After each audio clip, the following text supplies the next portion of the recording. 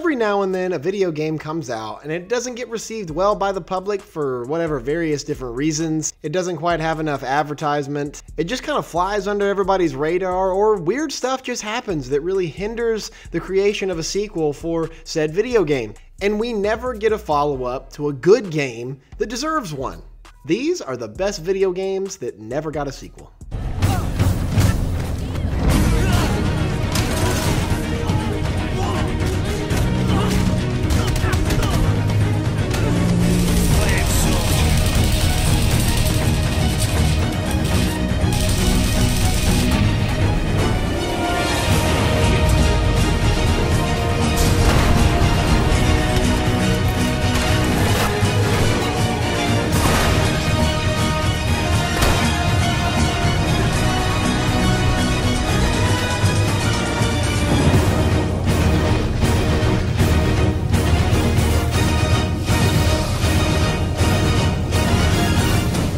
First up, for great video games that never got a sequel, we have Sleeping Dogs. Sleeping Dogs tells the story of an undercover police officer named Wei Shin.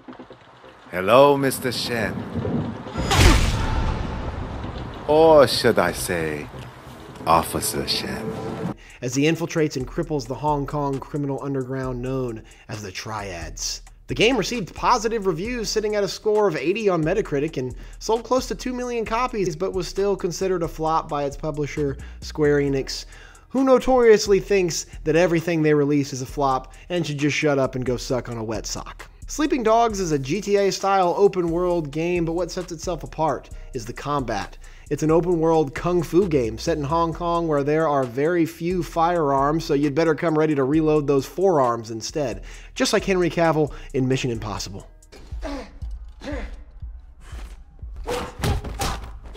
The fighting is an absolute blast, much like the Batman Arkham game's combat, but much more brutal and visceral in nature, and the story in this game is surprisingly fantastic.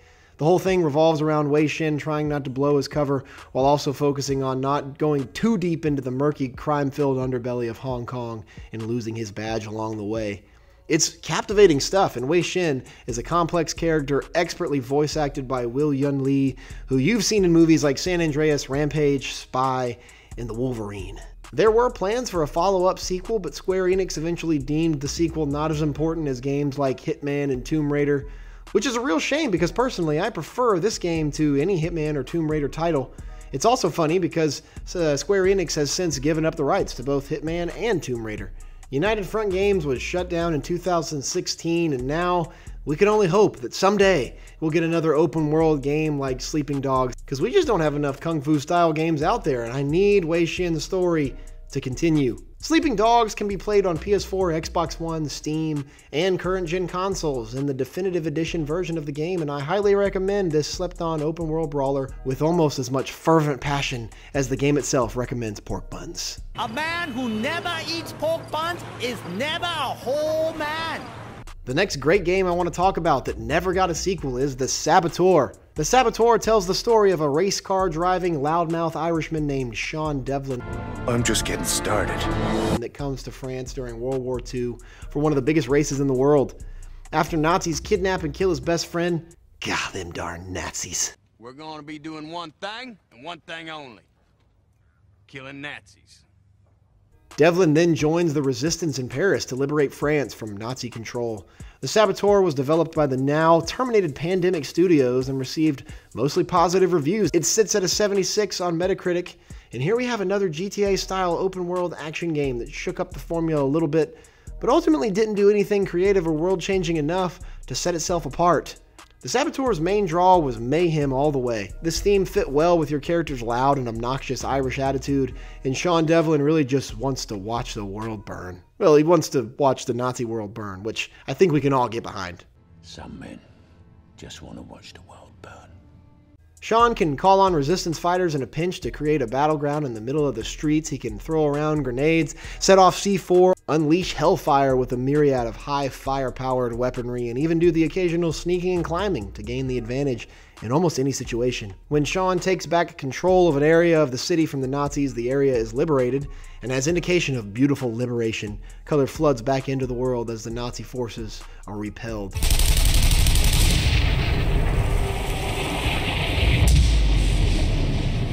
And it's fun stuff to be sure.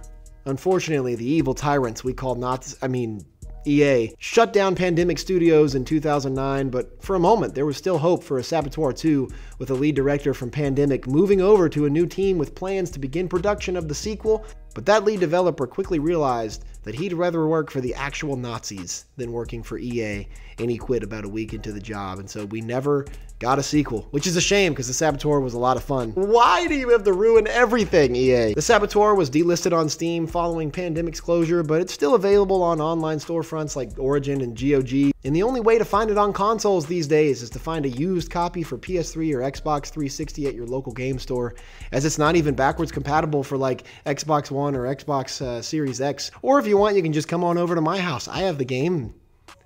I have snacks. The next video game that never got a sequel that I want to talk about is Alpha Protocol. This may seem like a weird inclusion, because if we're being honest, Alpha Protocol kind of sucked. So it doesn't really jive with the title of best games that never got a sequel, but the sheer potential of a sequel to this game, or maybe not a sequel but a spiritual successor from developer Obsidian Entertainment, would be amazing. Alpha Protocol was basically a semi-open world, globe-trotting action spy, Jason Bourne / Mission Impossible, Mass Effect style RPG. And if that does not sound incredible to you on paper, then I can only assume that you are dead inside. Alpha Protocol, as I mentioned, was developed by Obsidian Entertainment, the devs behind Fallout New Vegas and The Outer Worlds, two utterly fantastic Western RPGs. Alpha Protocol didn't quite turn out as fantastic as those games, though. You see, Obsidian was still in their early stages as a AAA RPG developer. And let's just say Alpha Protocol could have used a little more polish around its rough edges. The game had all the pieces for the perfect spy espionage RPG. It had a charismatic and suave lead protagonist in Michael Thornton. It had fantastic and fun customization. It fulfilled your globe-trotting dreams as you took on missions in places all over the world. The game gave you options with different styles of play, from stealth, bombastic action hero, John Wick, hand-to-hand combat, or gadget-focused gameplay. It had well-written dialogue and complex characters to befriend or make enemies of. And possibly the best thing about this game is the decisions you make actually have real consequences, and they actually change the game world around you, which very few RPGs, games in general, actually do. Depending on the differing choices I make and the choices you make in this game, our playthroughs can be entirely different. You might go to locations and do certain missions and literally meet different characters that I never even interact with in my playthrough. It's truly amazing stuff. It's just a shame they couldn't put all those pieces together to form an amazing game. If Obsidian had another shot at a game like this with the lessons they've learned and the experience they've gained, wow, what an incredible game I think Alpha Protocol 2 could be. But unfortunately, we will probably never get it. Maybe a sequel or spiritual successor, please, Obsidian? I'll do anything. I have snacks. Alpha Protocol can be played on PC, Xbox 360, and PS3, but oddly enough, it's not backwards compatible on newer consoles, and that's odd because Obsidian is now owned by Microsoft, so I'm just not really sure why it isn't playable on other consoles other than PS3 and Xbox 360. But if you do still have one of those older consoles or a PC, I would say, get out there, you sneaky super spy. Or you can just come over to my house and play it. I have it. I also have snacks. Next, with the best video games that never received a sequel, we have Kingdoms of Amalur: Reckoning. This game might just be the best robust fantasy RPG ever made that nobody played. You've got a stunning and massive open world, different classes, skills, and powers to utilize and create a fun character build with. Wonderful side quests and lore written by the hugely successful American writer R.A. Saboteur. Hundreds of different enemy variations, massive boss battles, and tons of armor and weapon options. All that would be enough for a great RPG, but Kingdoms of Amalur also has the best combat of any fantasy RPG I have ever played, and I am not over-exaggerating. You can wield magic, you can crush your foes with a giant hammer, or slice and dice with swift daggers. You can sneak around corners and shadows and perform takedown moves on pretty much anything in the world.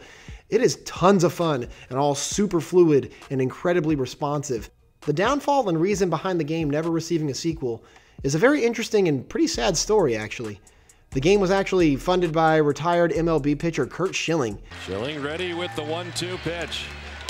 Strike three call to Derek Jeter. The afternoon underway for Curt Schilling. After his fantastic MLB career, he loved video games enough to go out and make his own, which is awesome, but unfortunately, it did not all go as planned. Schilling was successful in putting together a team to make a great video game, which is impressive enough in its own right, but he took out a massive loan from his home state of Rhode Island, and ultimately the game didn't make enough money back for him to repay that loan. The game ended up costing way more than he planned for it to, and he and 38 Studios went bankrupt, and the game's creative team never got paid what they were promised. It was a huge financial failure all around. Schilling never did anything nefarious, just simply made poor business decisions, and it all backfired. Kingdoms of Amalur: Re-Reckoning, a remaster of the cult classic, came out last year, but a sequel will unfortunately probably never happen. Maybe go out and pick up a copy of Kingdoms of Amalur: Re-Reckoning and play it for yourself to at least experience this fantastic open-world fantasy RPG. Or you can just come over to my house and play it. I've got it. And you know what else I have?